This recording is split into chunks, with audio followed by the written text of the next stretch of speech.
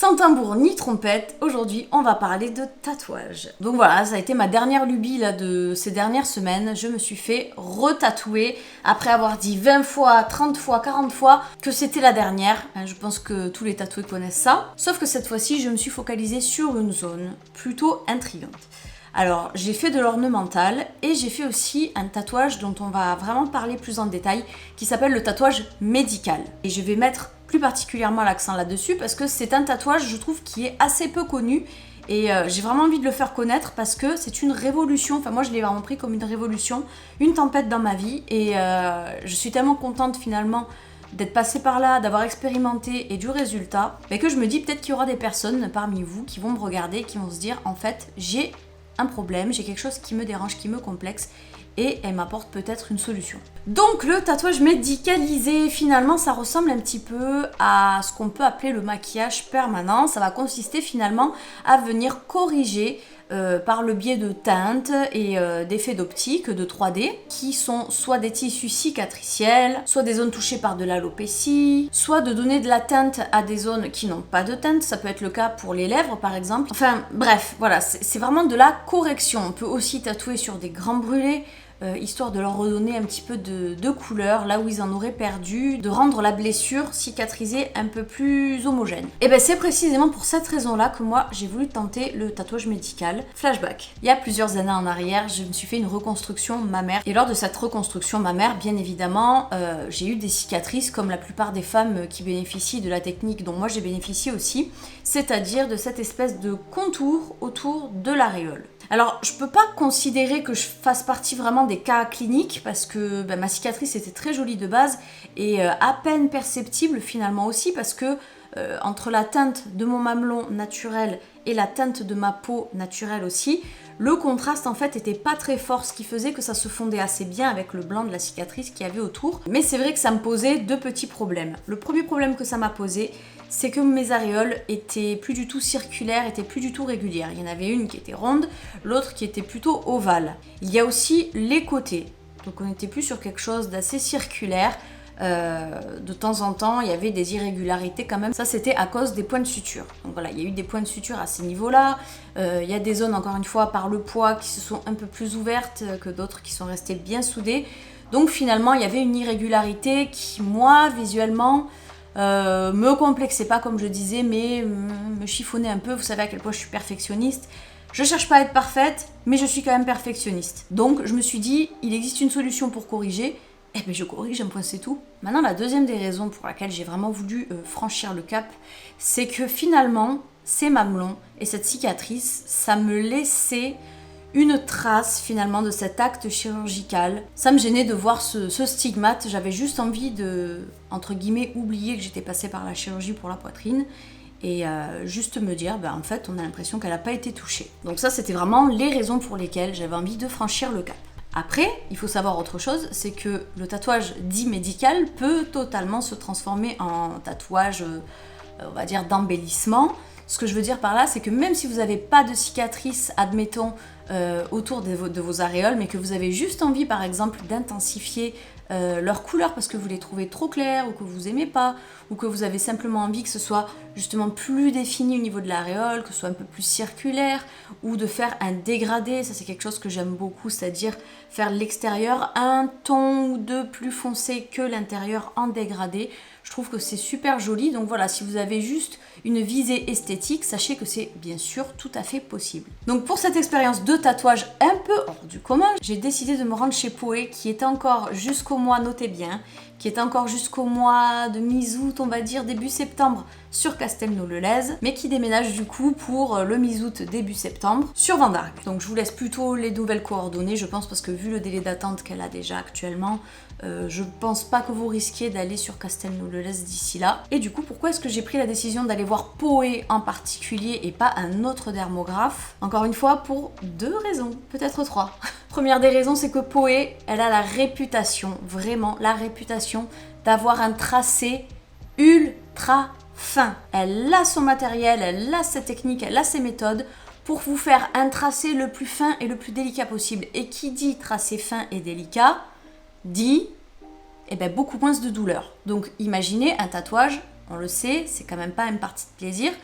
Donc si en plus de ça vous passez entre les mains de quelqu'un qui a la main douce, la main légère, et bien évidemment vous avez envie d'aller là-bas parce que vous voulez pas souffrir. Donc ça c'est l'une des raisons pour lesquelles j'ai voulu aller me rendre chez Poé. L'autre raison c'est que Poé, dans le maquillage permanent, semi-permanent, en plus du tatouage, elle a entre 25 à 20 ans d'années d'expérience, vous voyez.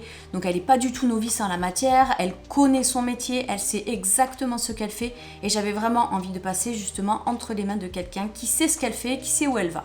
Et enfin, la toute dernière des raisons pour laquelle j'ai eu envie de me rendre chez Poé et le pourquoi je vous la conseille aussi, c'est parce que, vous savez, en général, le maquillage permanent, pour tous ceux et celles qui ont expérimenté le maquillage permanent, est-ce que ça tient bien finalement? Eh bien, sachez que Poé travaille avec des produits bien spécifiques qui font que c'est du très long terme. Donc imaginez bien une zone aussi sensible que les aréoles mammaires.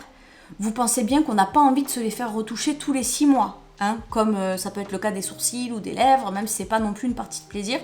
Donc la chose qui est bien avec Poé, c'est que vous avez votre séance principale, vous avez une séance de retouche qui ne va pas être filmée là dans la vidéo parce que je ne l'ai pas encore faite, et après ça, techniquement, vous êtes tranquille pour un paquet d'années. Et j'ai oublié de dire aussi une chose, je sais pas si tous les dermographes en tout cas font ça, mais comme elle a fait les beaux-arts, qu'elle est vraiment artistique, elle a une fibre artistique, d'ailleurs je vous spoil pas, je vais la laisser parler juste après dans son interview, je vous conseille vraiment de l'écouter jusqu'au bout, elle est super intéressante. Poé, c'est quelqu'un qui est très familière avec tout ce qui est crayon, couleur, dessin, perspective, tout ce que vous voulez. Donc moi, elle a juste analysé la couleur de mes aréoles et elle a reproduit ton pour ton la couleur de mes aréoles sur mesure, si c'est pas magnifique. Donc sans plus attendre, je parle énormément mais c'est parce que je suis hyper enthousiaste de vous parler de ce projet. On passe à l'interview et ensuite à la phase des tatouages.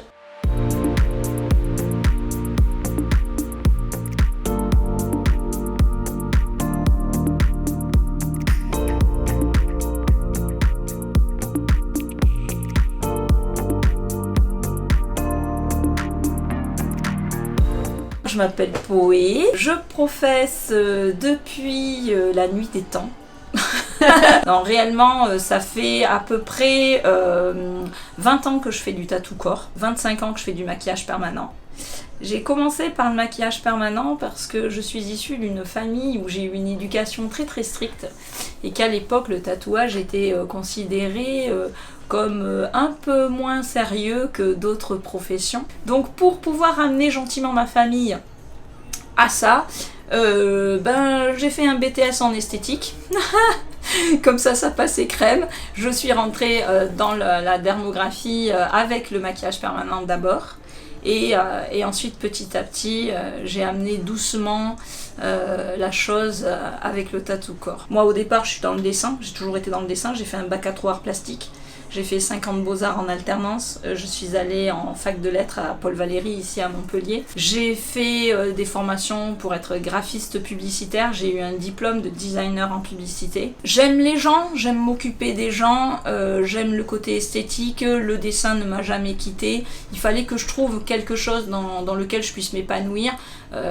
Et à part le tatouage ou le maquillage permanent qui mêlait le côté esthétique, le côté graphique, tout ce qui me passionnait, j'avais rien trouvé d'autre. Je ne me voyais pas travailler dans un bureau, je me voyais pas non plus être assistante de quoi que ce soit. Et voilà, mon parcours est le suivant. Après, chacun prend son chemin de tatoueur comme il l'entend. Ce qui me gêne un peu en ce moment, c'est qu'on voit ouvrir des salons de tatou, ça pousse comme des champignons dans tous les coins, parce que les gens pensent que être tatoueur c'est un métier qui est super cool, que c'est sympa, parce que tu gagnes bien ta vie, parce que c'est un métier qui est tendance. Alors il faut savoir que oui, c'est un métier qui est tendance, mais il faut savoir qu'il y a une responsabilité derrière qui est énorme. Mais tatoueur, c'est pas...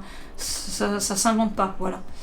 Il y a maintenant le côté pratique d'une tablette. Je travaille sur tablette depuis moins d'1 an maintenant. J'étais jusqu'à l'heure actuelle avec du traditionnel, c'est-à-dire que je faisais mes dessins sur des stencils, je faisais mon croquis à part, je faisais mon stencil à la main, etc. J'ai maintenant ce confort d'une tablette avec une application qui fait que j'ai un pen, j'ai mon stylo, je dessine à même ma tablette. je le sors à l'imprimante, c'est un gain de temps pour moi, mais il faut quand même savoir dessiner. Et c'est pas prendre un copier-coller, faire une reproduction, prendre un thème floral sur Pinterest, le coller sur ta tablette et le coller sur la peau de la cliente. Et c'est ce qui me gêne un peu dans le monde du tatouage actuel. C'est que tous les jeunes tatoueurs qui sortent maintenant n'ont plus ce feeling avec le crayon, avec le papier. Dans tous les métiers, peu importe le métier, il y a un risque à prendre. Sauf que là, on peut pas prendre une gomme ou un Tipex, les gars. Quand c'est fait, c'est fait. Alors, ce qui me gêne un petit peu, c'est que on est obligé de nous mettre dans des cases un peu. Ça, c'est nouveau. Ça, encore il y a 5 ou 6 ans en arrière, ça se faisait pas trop. Là, on nous met dans des cases, c'est-à-dire que quand tu es tatoueur, il faut obligatoirement que tu sois spécialisé en ornemental, floral, en polynésien, en portrait, en animalier, enfin bon bref. Moi non, alors c'est vrai que je dirais que je suis spécialisée en polynésien parce que la Polynésie est ma patrie et que forcément je vais être un peu chauvine là-dessus et que le polynésien c'est dans mon cœur, je vais retranscrire, je vais écrire sur la peau des gens leur histoire par des symboles forts, traditionnels polynésiens. Maintenant, le tatouage marquisien, patutiki traditionnel, etc., comme vous voulez l'entendre, c'est vrai que c'est mon truc. Après, comme je dessine, j'aime tout ce qui est floral, forcément. Dans mon travail, on va voir que j'aime tracer très fin. Donc je vais me dire que je vais me démarquer parce que je trace fin, parce que j'ai des tracés qui sont relativement fluides, parce que je vais prendre le temps avec les gens aussi, mais voilà, donc ouais, je dirais le polynésien, le floral. Après, j'adore faire des portraits, j'aurais aimé, j'aimerais avoir plus de demandes sur ce genre de choses, mais bon voilà, je suis référencée avec Tahiti en France, tatoueur polynésien installé en métropole, donc du coup les gens viennent me voir pour du polynésien, mais je ne refuse pas les projets qu'on va m'exposer. Tout à l'heure, en discutant, je me suis lancée dans le sujet, le tatoueur c'est un métier qui est extra cool, etc. Mais vous voyez pas la face cachée de l'iceberg.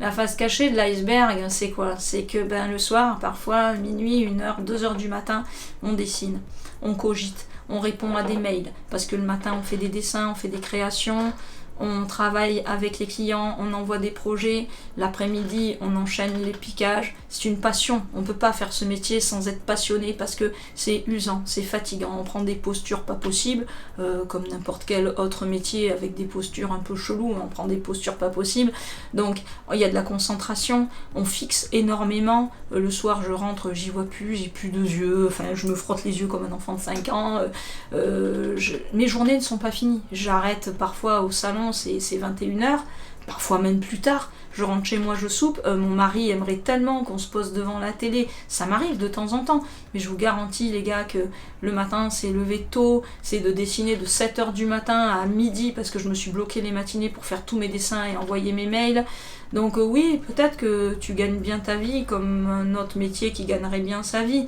mais c'est se lever tôt, c'est se coucher très tard, c'est anticiper, c'est prévoir, c'est rappeler, c'est envoyer des dessins, c'est échanger, c'est pas que la phase le piquage, je te fais une photo, je la poste sur les réseaux sociaux. Derrière la photo qui est postée, derrière le réseau social en question, mais il y a une tonne de boulot derrière et ça les gens ne le savent pas, ils le voient pas forcément.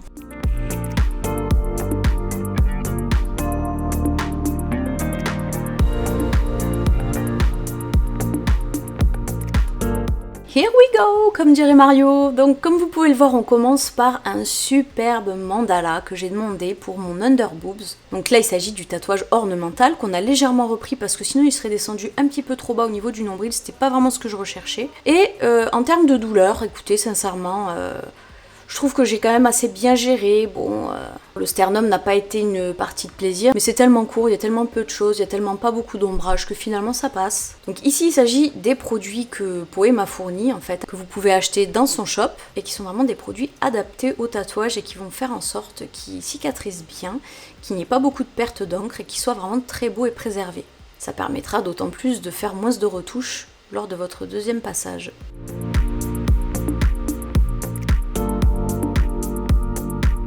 On On passe à présent au plus intéressant je pense, c'est-à-dire les aréoles. Donc vous voyez un petit peu toutes les teintes possibles et imaginables existantes. Donc c'est un petit nuancier finalement pour avoir une base. Là il s'agit des 4 couleurs qu'on a utilisées pour recréer ma propre couleur d'aréole. Un truc de fou. Donc ça commence par le traçage. Ça va permettre de corriger justement ce que je vous disais, toutes les irrégularités du contour. On me fait contrôler un petit coup, vite fait dans le miroir. On n'était clairement pas à la recherche d'un résultat parfait tracé au compas, hein, bien sûr. Fallait que ça reste naturel. Et c'est parti pour le tatouage du coup. Alors écoutez, non, j'ai pas trouvé que c'était particulièrement douloureux. On va dire que de temps en temps, il y avait des points qui l'étaient un peu plus.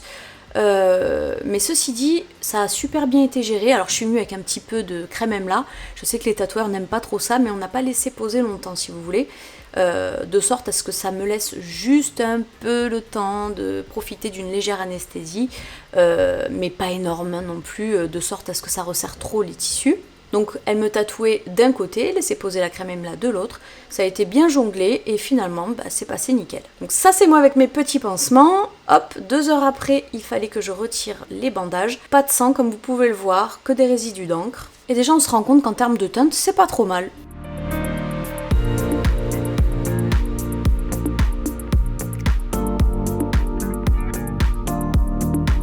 Ce que vous voyez là c'est le résultat à J+1.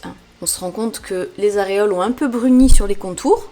Et là, on est sur quelque chose qui me convient plutôt bien. Alors, je préfère vous le rappeler, il va y avoir une séance de retouche où on va rajouter un petit ton un peu plus foncé par-ci, par-là, finalement sur le contour encore. Mais dans l'idée, voilà ce qu'on peut attendre finalement d'un tatouage médical. Du coup, voilà, je pense que je vous ai absolument tout résumé. Vous avez vu en image. Très sincèrement, voilà, ça a été supportable pour ma part. Si je devais me baser évidemment donc sur ma propre expérience qui a été ultra positive, je ne pourrais que vous recommander justement d'essayer si vous avez quelconque problème.